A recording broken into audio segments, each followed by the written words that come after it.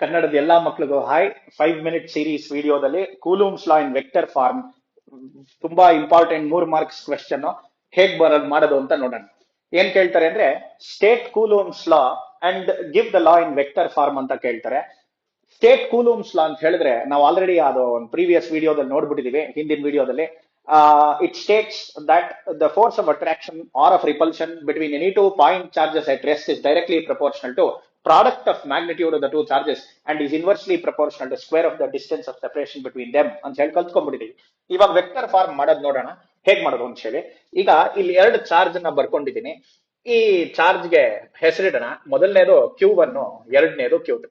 ಎರಡು ಪಾಸಿಟಿವ್ ಅಂತ ಅನ್ಕೊಂಡ್ರೆ ಒಂದನ್ನೊಂದನ್ನ ರಿಪಲ್ ಮಾಡುತ್ತೆ. ಇದು ಈ ಕಡೆಗೆ ರಿಪೆಲ್ ಆದ್ರೆ, ಬಿಕಾಸ್ Q1 ಇದೆಯಲ್ಲ ಅದು Q2 ನ ಆ ಕಡೆ ತಳ್ಳುತ್ತೆ. ಎರಡು ಪಾಸಿಟಿವ್ ಆಗಿರೋ ಕಾರಣ, ಅಥವಾ ಎರಡು ನೆಗೆಟಿವ್ ಅಂತ ಅನ್ಕೊಳ್ಳಬಹುದು. ಸೇಮ್ ಫೋರ್ಸ್, ಇದ್ರ ಮೇಲೆ ಎಷ್ಟು ಫೋರ್ಸ್ ಇದೆಯಲ್ಲ ಅಷ್ಟೇ ಫೋರ್ಸ್ ಆದ್ರೆ ಆಪೋಸಿಟ್ ಡೈರೆಕ್ಷನ್ ನಲ್ಲಿ ಈ ಚಾರ್ಜ್ ಮೇಲೆ ಆಕ್ಟ್ ಆಗ್ತಾ ಇರುತ್ತೆ. ಇದು ನ್ಯೂಟನ್ಸ್ ಥರ್ಡ್ ಲಾ ಇಂದ ಬಂದಿರೋದು. ಈಗ ವೆಕ್ಟರ್ ನ ಬರಿಬೇಕಲ್ಲ, ಡಿಸ್ಪ್ಲೇಸ್ಮೆಂಟ್ ವೆಕ್ಟರ್ ನ, ಅದನ್ನ ಬರೆಯೋದು ಹೇಗೆ ಅಂತ ಹೇಳ್ತೀನಿ ಕೇಳಿ. ನೀವು ಡಿಸ್ಪ್ಲೇಸ್ಮೆಂಟ್ ವೆಕ್ಟರ್ ನ ಬರಿತೀರಾ ಅಂತಂದ್ರೆ Q1 ಇಂದ Q2 ವರೆಗೂ ಬರಿತೀರಾ ಅಂತ ಅನ್ಕೊಳ್ಳೋಣ. ಲೆಟ್ಸ್ ನಾವು ಈ ವೆಕ್ಟರ್ ನ ಡ್ರಾ ಮಾಡಿರೋದು Q1 to Q2 ಅಂತ ಅನ್ಕೊಳ್ಳೋಣ. ಆ ವೆಕ್ಟರ್ ನಾವು ಸ್ವಲ್ಪ ದೊಡ್ಡದಾಗಿ ಕಾಣೋ ತರ ಬರಿತೀನಿ, right? So ಹೀಗಿರುತ್ತಲ್ಲ.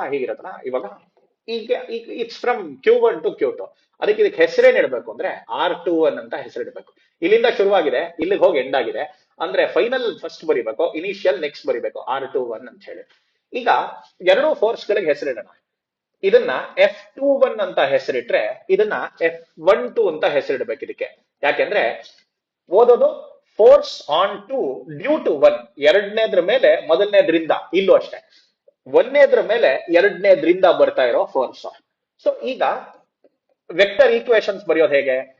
Force on two due to one, ಎರಡನೇ ಚಾರ್ಜ್ ಮೇಲೆ ಮೊದಲನೇದ್ರಿಂದ ಎಷ್ಟು ಬರ್ತಾ ಇದೆ? 1/4πε0 Q1 Q2 divided by magnitude of R21 the whole square ಅಂತ ಹೇಳ್ಬಾರ್ದು, R21 ಕ್ಯಾಪ್ ಅಂತ ಬರೀಬಹುದು.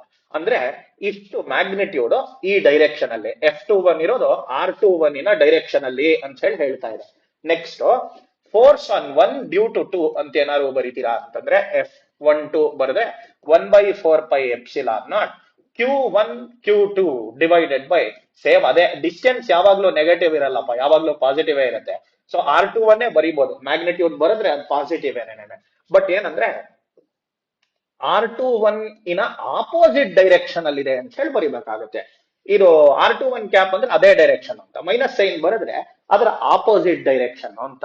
ಸೊ ಫೈನಲಿ ಇವಾಗ ನ್ಯೂಟನ್ಸ್ ಥರ್ಡ್ ಲಾ ನ ಎಕ್ಸಿಬಿಟ್ ಮಾಡ್ತಾ ಇದೆ ಅಂತ ತೋರ್ಸಕ್ಕೆ F21 equal to minus of F12 ಅಂತ ಹೇಳಿ ಬರ್ದ್ಬಿಟ್ರೆ ಇದು ನಮ್ಮ ಕೂಲೂಮ್ಸ್ ಲಾ ಇನ್ ವೆಕ್ಟರ್ ಫಾರ್ಮ್ ಏನಿದೆಯಲ್ಲ ಅದು ಕಂಪ್ಲೀಟ್ ಆಗುತ್ತೆ. ನೀವು ಇಷ್ಟು ಬರೆದ್ರೆ, ಕೂಲೂಮ್ಸ್ ಲಾ ಬರ್ದು ಈ ಡಯಾಗ್ರಾಮ್ ಜೊತೆಗೆ ಇಷ್ಟು ವಿಷಯ ಬರ್ದು, F ಅಂದ್ರೆ ಫೋರ್ಸ್ ಆನ್, ಹೆಂಗ್ ಬರಿಬೇಕು ಅಂದ್ರೆ F21 ಅಂದ್ರೆ force on Q2 due to Q1.